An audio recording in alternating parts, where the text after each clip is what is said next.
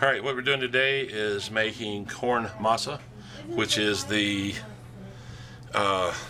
corn dough used in making tortillas and tamales, and it has many other uses besides those. It's a very simple process. When the explorers first came to the Americas and found corn and the cities full of gold, they took both, but they did not take the technology with them. The technology that the Incas used to process the corn not only took away the outer shell of the corn, it also increased the nutritional benefit to the people. We're starting today with a quart of dried corn. We're using the white because it shows up better in our demonstration. First thing you want to do is rinse the corn and just give it a bath, get all the impurities, foreign material out of it. What's that? Oh, spray. Good. Take out any kernels you see that are defective, have blemishes or broken, etc. If you see any, once it's rinsed, you're done. With that portion of it, we're going to move it into our pot. Just leave it sitting there. Once it's rinsed, put it into your cooking container. It needs to be a container made out of stainless steel or enamel, because the process, the Nixtamal process, which is the lime process that the Indians developed, that releases all the nutrition in the grain, uses lime in the form of calcium hydroxide.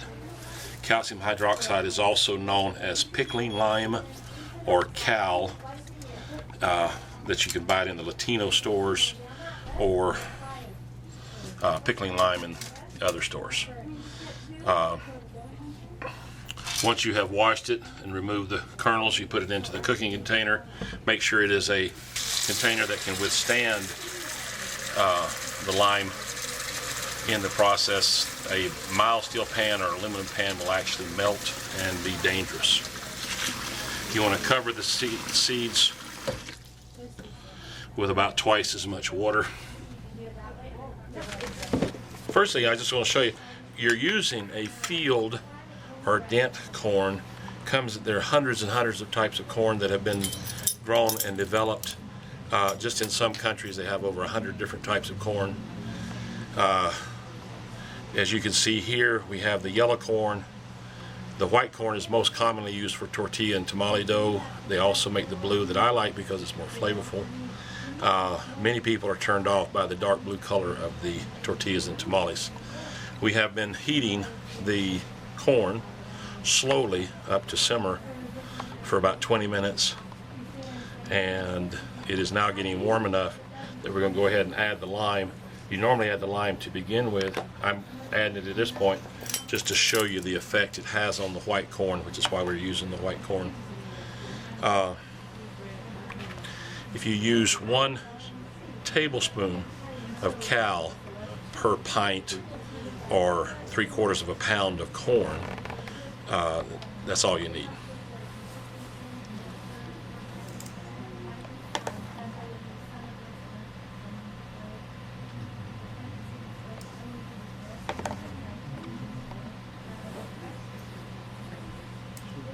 Okay, add the cal, put the band back on it.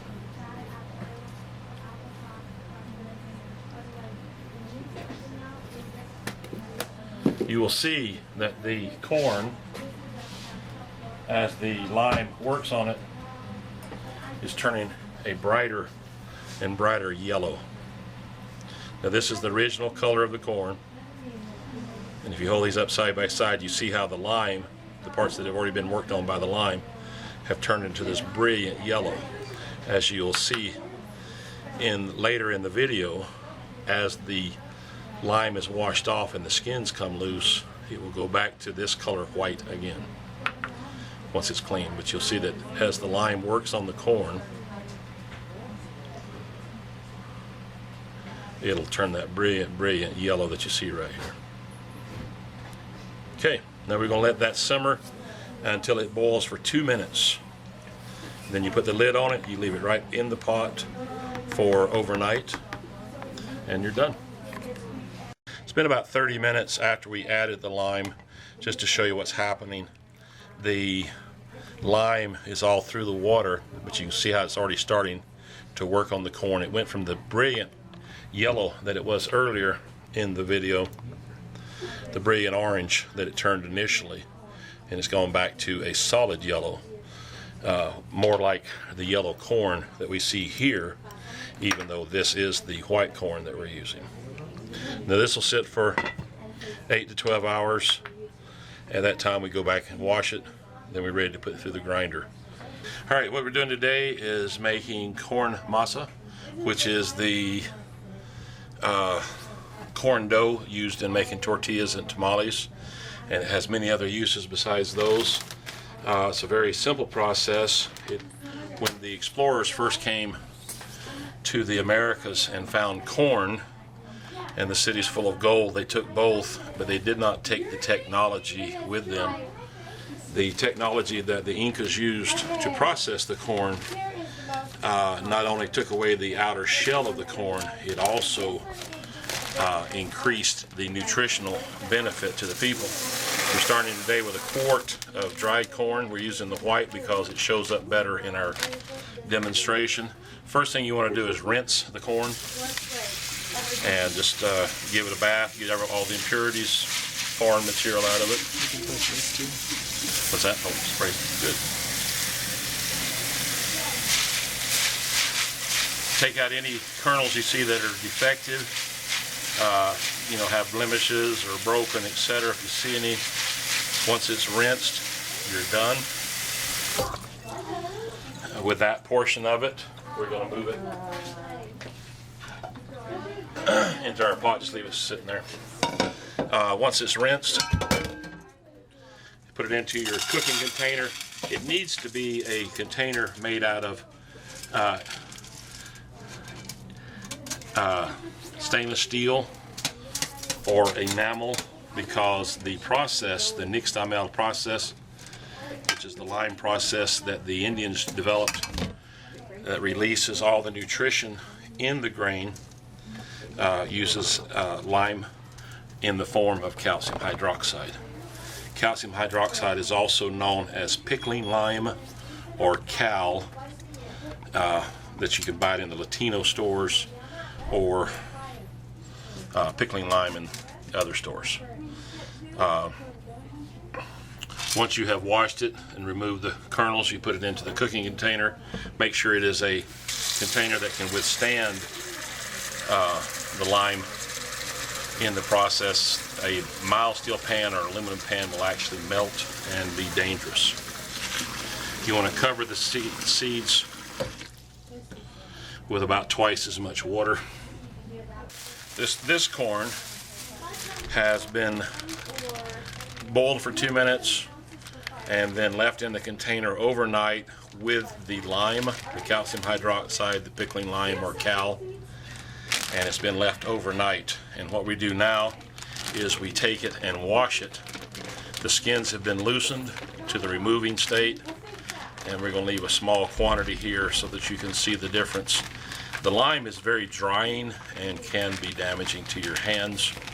If you have sensitive hands, use either a tool to do this or use a glove on your hands.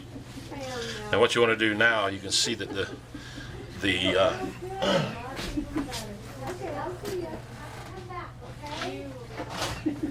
you can see that the skins have been loosened and are peeling off, and you'll see that the corn is now, this white corn that we started with here in the lime soaking process has actually turned yellow, and then the skins are loosening. As we wash it, it will actually turn back to a brilliant white. And if you do this in warm water, it goes faster. The skin, as they come off, will actually darken the water that is being rinsed through it.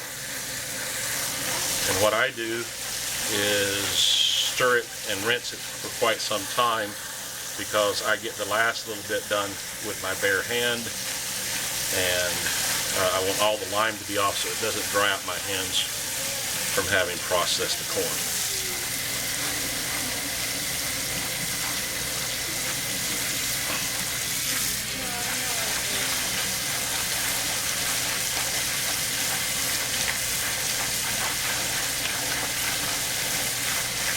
And you just keep washing and washing. You'll notice that it's getting whiter and whiter. As you see a kernel that is damaged, just remove it.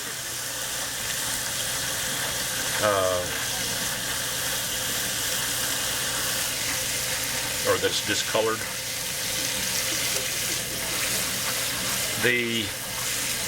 There's a disease. The lime releases the niacin that is in the corn, but not available until it has gone through the Nixtamal or liming process. The countries that do not use the liming or Nixtamal process have to have supplemental vitamin B3 in their diet, or they suffer from a disease called pellagra, which is a very horrible disease from a niacin deficiency. As one person said, the 3 Ds of pellagra are diarrhea, dementia, and death. If you want to look that up, it's on you can find images and pictures of it. As the corn is clean, you'll see that it becomes whiter and whiter. You want to rinse it until it is as white as possible, so that you remove all the skins and all the lime. Some people at the end of it like to actually soak the corn once it's clean in 2 changes of water for 2 minutes to make sure all the lime has been removed to give it the best flavor and texture.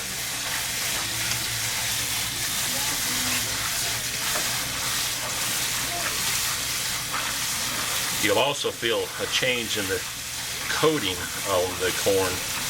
It will become less slick and slippery as the skins completely wash off. And you can see from the fine mesh, it comes off in a very small piece. At first, the mesh was holding the washed skins back, but now it's just letting it go right over.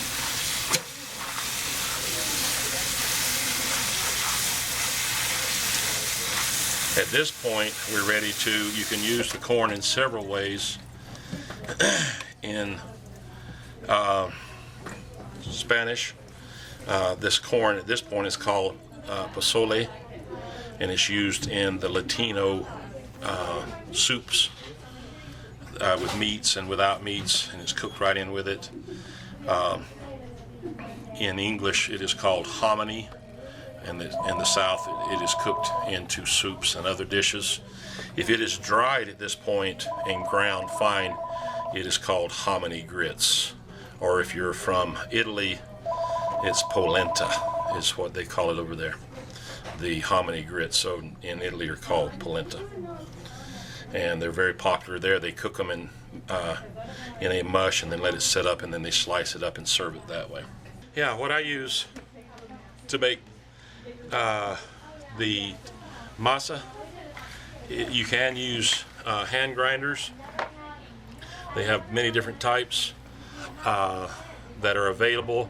I found that they made a very coarse dough, which is adequate for tamales and very coarse tortillas, but not for real fine tortillas.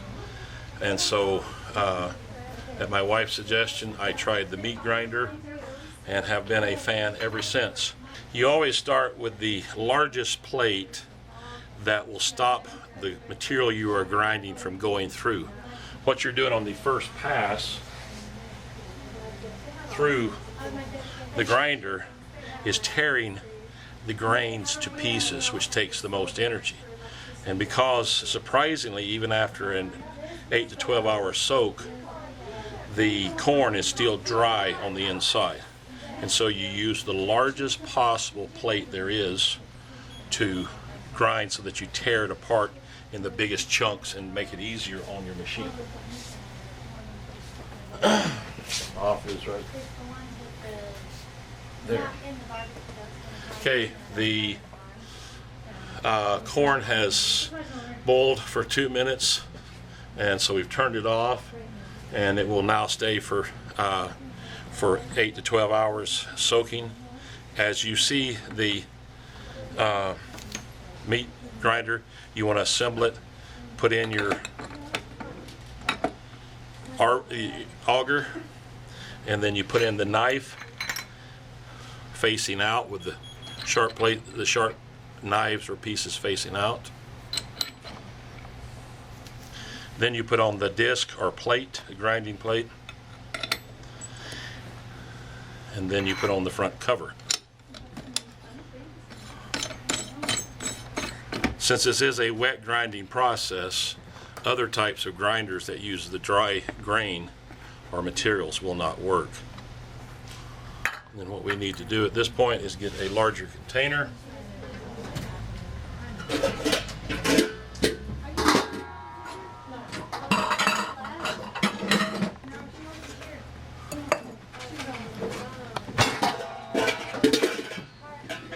Okay, we're ready now to grind. We'll go ahead and bring the corn over.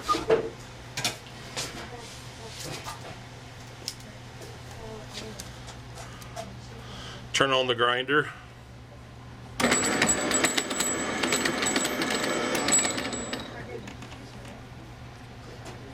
I'm ready.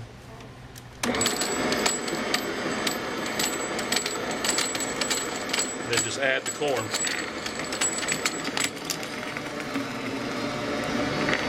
Now the first pass, when you grind, they will come out in large chunks that are dry. You use too small a plate, the grinder will bog down and have a hard time. The Bosch meat grinder mixer combination has made, for me, this process quite easy. When you're through using the disc or plates, go ahead and just put them in water. Since they're stainless steel from the Bosch, you don't have to worry about the rust. And then, like on this large one, it's already self-cleaned in there. The smaller one, you'll see it starting to clean itself now, and the corn is that soluble in water. Now we'll go ahead and clean the meat grinder. Just take off the top cover. The second thing is to pull off the front. I do not use I'll go ahead and put this plate right in the water. I do not save the material that collects in here, because sometimes it has funny stuff that collects with it. I just go ahead and wipe that out, and I also pass it into the water. Then I release the cam, release it from the grinder, push on the back. If it's too stiff, I put it up against a hard surface and push it forward. I bring the auger out, remove the knife, and I just take the pieces of the dough and push it right in here. These pieces will have some larger pieces in it. If you do not want to use them, you can use that dough somewhere else, etc., etc. Okay, and then I just use a small metal object. The aluminum is not recommended to be used cleaned in a dishwasher, and so I go ahead and take out the excess dough that you see here. Just gently release it, and then when I'm all done releasing all the dough, I just turn it over, give it a little shake, and sometimes you have to go up inside and encourage it and it'll fall out.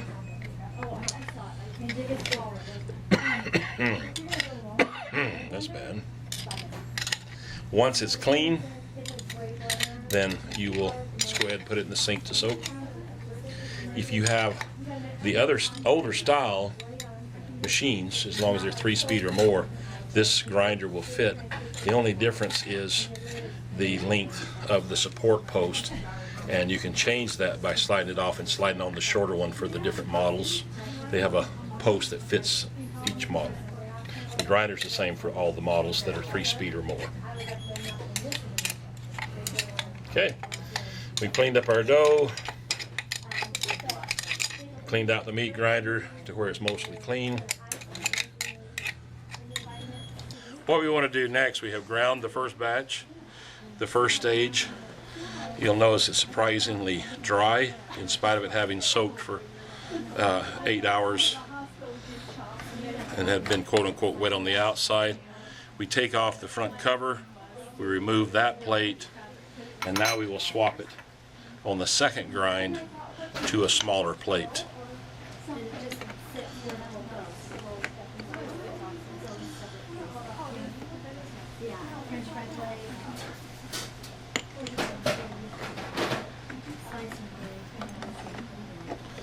At this point, you would add a little bit of water to the current grind.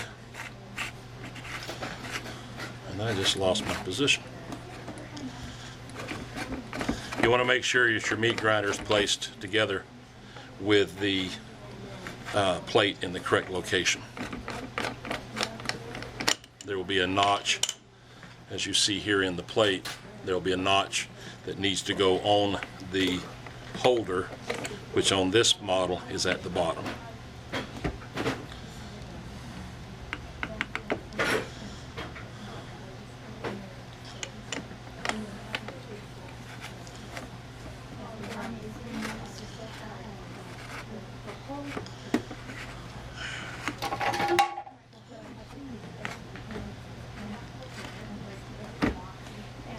At this point, I'll add just a small quantity of water to the mix, which will allow us, what's that?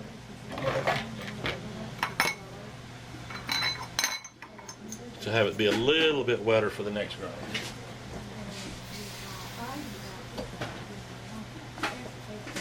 So we'll just add a small amount of water to the whole mix, give it a stir.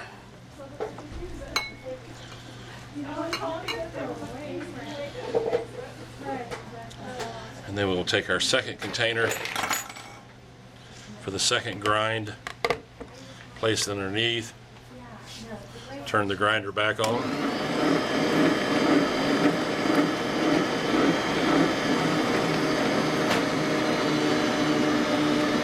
Because it is still granular, it will pass through often without having to use the pusher or stomper to feed the corn through. This one, we changed that from an 8mm plate or disc to a 4.5 that comes with the grinder. What's that? Now we're going to change the plate from the 4.5mm to the 3mm. This 3mm grind is fine enough for making tamales and a little bit coarser tortilla dough. The thing I do like about the Bosch is the safety issue, which is that there is no way with the grinder to get fingers, arms, body parts down into the danger area. The older style hand grinders, like we have here, can also be used with a lot more muscle. The problem is it's very easy to put a finger or another body parts, like a finger or two fingers, into the area where it can be damaged and hurt. And that's one of the problems in using the older style hand grinder, is the safety issue. So we're changing it now to the last plate. I stopped personally grinding at the 3mm. If you like your ground super fine, similar to the commercial tortillas that you buy, you would go ahead and grind a 2mm plate instead of a 3mm plate or grinding disc, and that gets it just as fine as the stone ground commercial product made in Mexico and other places. So we'll grind it one more time. The dough is about the right consistency, so I won't add any more water.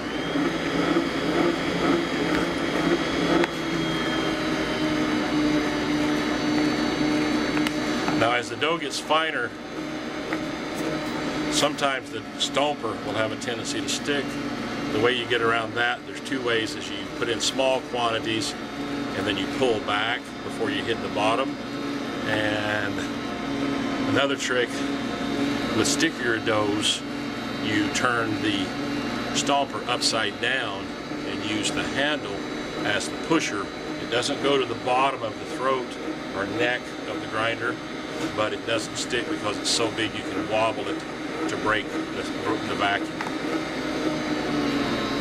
Let's finish grinding this on the next plate, which is the 4.5 or whatever size you have next that's smaller.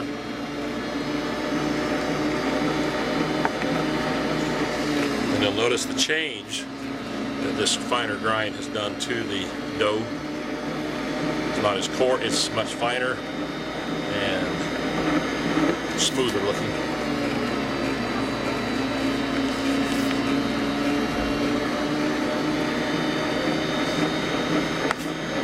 As you finish your grind, you're out of dough that has been ground for the second time and third time. We now take a small handful of the finished grind to clear the meat grinder of the last coarse material. So we just put a couple of pieces of the fine grind back through, and that pushes all the clear out of the meat grinder. It's important at this point that you get all your dough out of the meat grinder, and we'll do that. We'll show the disassembly of that right now. Bosch uses the stainless steel plates or grinders. All you do when you're through grinding with it, you just go ahead and put it in water. You will notice that the 8mm is almost already self-clean, and you just brush it through. If it is still, after you soak it for a period of time, still not coming clean, I use a paper clip or a piece of